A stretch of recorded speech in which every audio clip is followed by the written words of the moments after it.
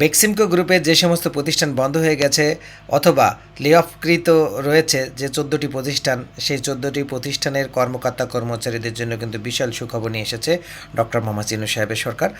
আমরা জানতে পেরেছি ওনারা আজকে আমাদেরকে বার্তা পাঠিয়েছেন যে ৫২৫.৪৬ কোটি টাকার চেক কিন্তু আজকে বেক্সিমকো গ্রুপের কাছে হস্তান্তর করা হয়েছে, যেটি আগামী ৯ মার্চ ২০২৫ হতে ১৪টি প্রতিষ্ঠানের সকল শ্রমিক ও কর্মচারীর পাওনাদি কার্যক্রমে পর্যায়ক্রমে পরিশোধ করা হবে। তো ওনারা কি লিখে পাঠিয়েছেন সেই সংবাদটি আপনাদেরকে এখন পুরোপুরি পড়ে শোনাবো। বেক্সিমকো ইন্ডাস্ট্রিয়াল পার্কের লে-অফকৃত ১৪টি প্রতিষ্ঠানসমূহের শ্রমিকদের পাওনাদি পরিশোধ শ্রম ও কর্মসংস্থান মন্ত্রণালয় কর্তৃক বেক্সিমকো লিমিটেডের ব্যবস্থাপনা পরিচালক জনাব ওসমান কায়সার চৌধুরীর নিকট ৫২৫.৪৬ কোটি টাকা চেক হস্তান্তর করা হয়েছে। অর্থাৎ বাংলাদেশ কর্মসংস্থান মন্ত্রণালয় কিন্তু এই যে গ্রুপ অফ কোম্পানিগুলো রয়েছে সেখানে যে টাকা পয়সা পাওনা ছিল শ্রমিকদের, সেই টাকা কিন্তু পরিশোধ করেছে। সবাইকে ঈদ মোবারক। আশা করছি আপনারা